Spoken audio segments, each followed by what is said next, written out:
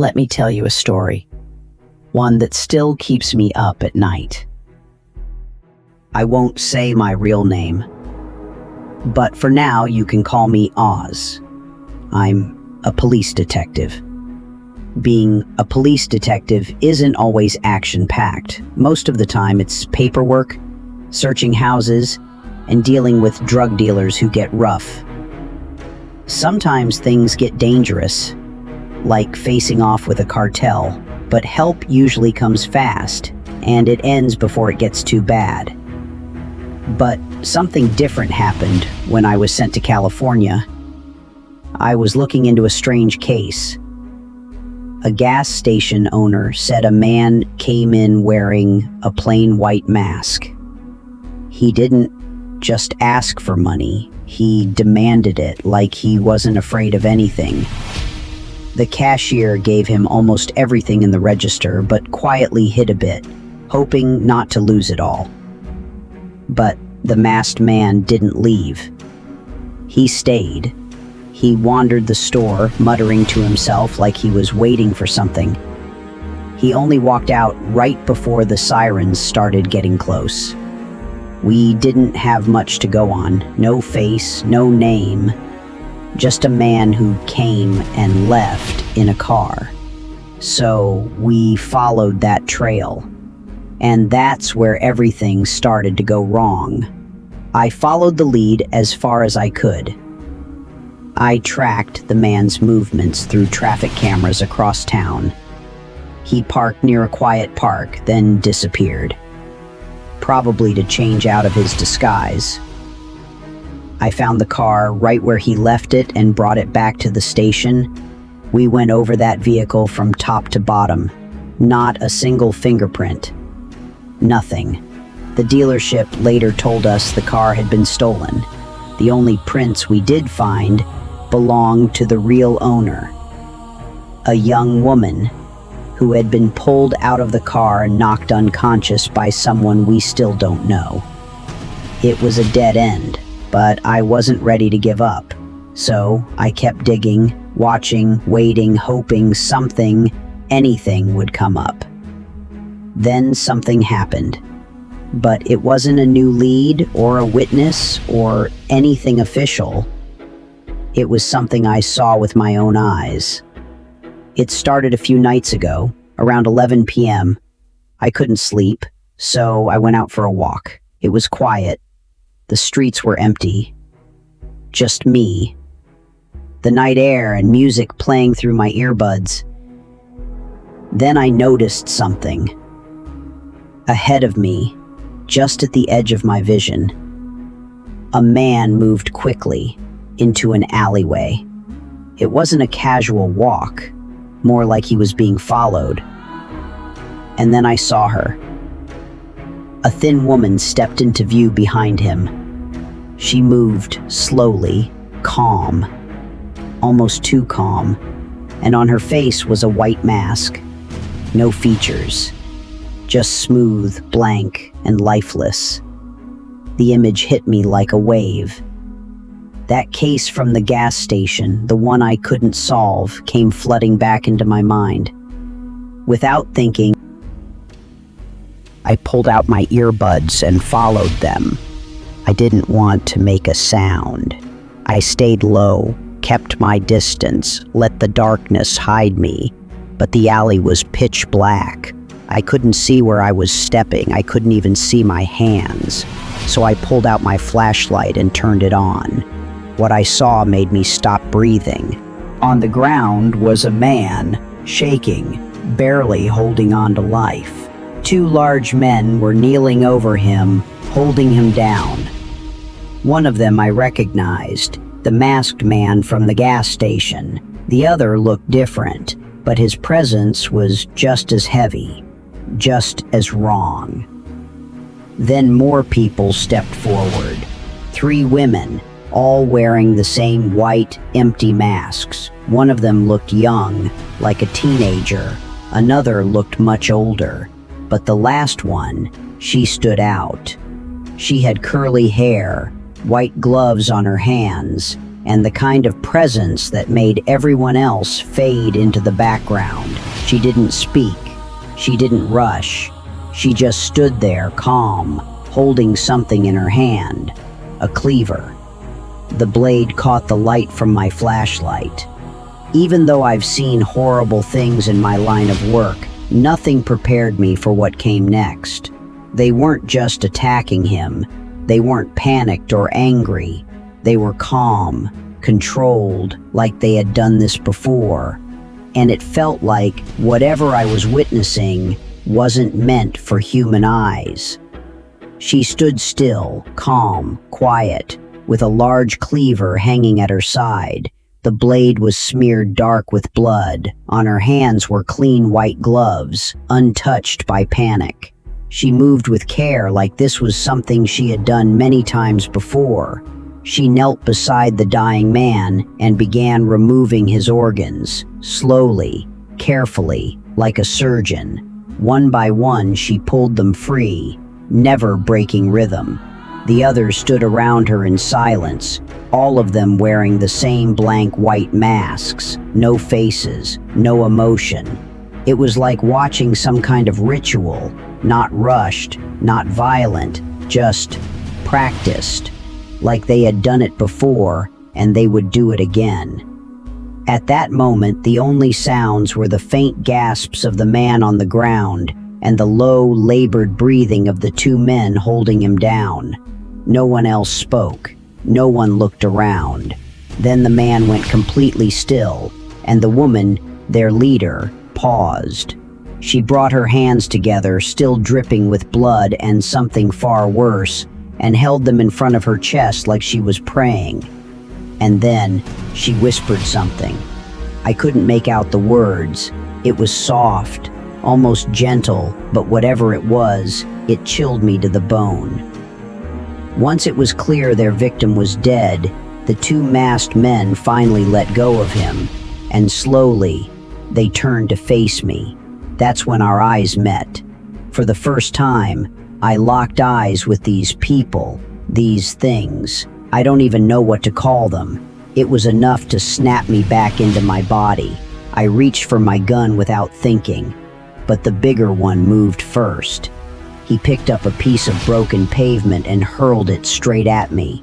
I ducked, barely. It smashed into the wall behind me. One more second and it would have knocked me out cold. When they saw I wasn't down, they rushed toward me. The alley was tight.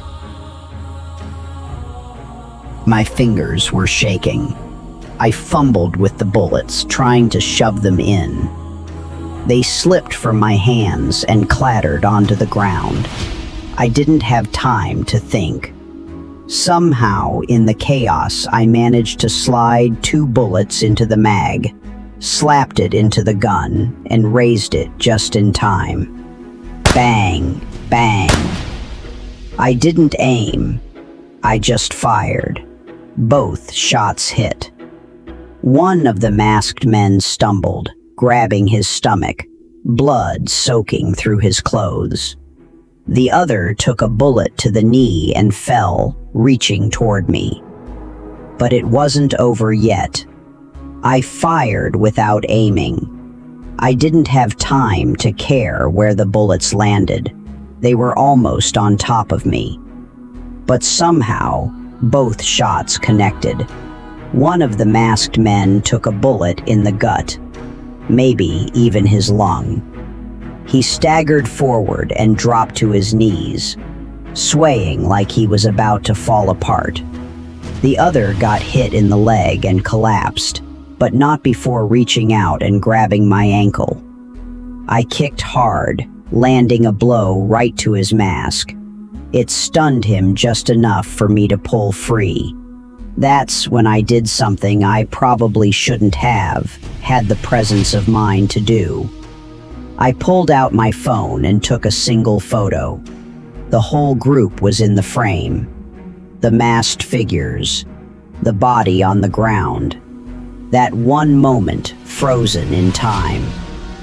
Then, I ran. I didn't know where I was going. I just knew I had to get away. But this was a small, rural town, late at night. There weren't many places open. No stores, no gas stations, no lights in the windows. Still, I got lucky. I spotted something up ahead, a porta potty, but not the flimsy kind you see at construction sites. This one looked solid, reinforced, built to last. It was my only option. I sprinted toward it, yanked the door open, jumped inside, and locked it tight. Only then did I call it in. I told dispatch everything, sent them my location, and asked for backup. An ambulance too, though I knew it was already too late for the man they had killed. Still, you have to make the call. It's part of the job. At first, I thought they hadn't followed me. Maybe they'd decided to disappear again, melt back into the night like they had before. But I was wrong. Very wrong. I thought I was safe. I was wrong.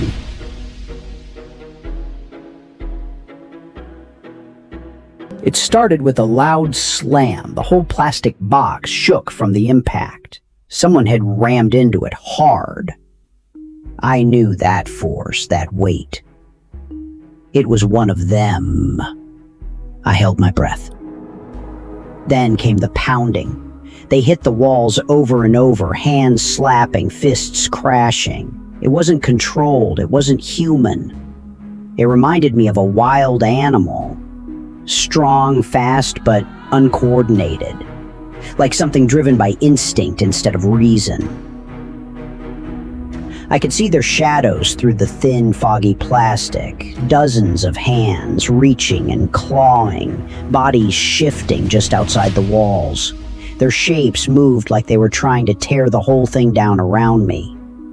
The air inside was heavy, hot. I felt like I was shrinking while the world outside swarmed closer. And still, not a word. Just breathing, growling, hissing. Until suddenly, a voice cut through it all. It wasn't loud, it didn't need to be. From just inches away, the voice of the woman with the curly hair came through the plastic, soft and mocking, like she was enjoying every second of this. She said in a whisper that chilled my spine, "And look what you've gotten yourself into." I couldn't move, couldn't speak, couldn't breathe. Then, just as fast as it started, it stopped. The pounding, the breathing, the voices, gone. Blue and red lights filled the street. I heard sirens, doors slamming, footsteps, radios. The police had arrived. They found me there, locked in a porta potty, wide-eyed and shaking, screaming about masked killers, cults, and a man they'd never find. To them, I looked like a lunatic. Alone. No attackers, no body, no blood. Just me. And a story no one believed. The police found nothing. No body, no blood, no fingerprints. No camera footage. The only real evidence was the picture I took, and the damage to that porta potty. But let's be honest. No one thinks twice about a busted chemical toilet. It's expected, not suspicious. To them, it looked like I'd lost it.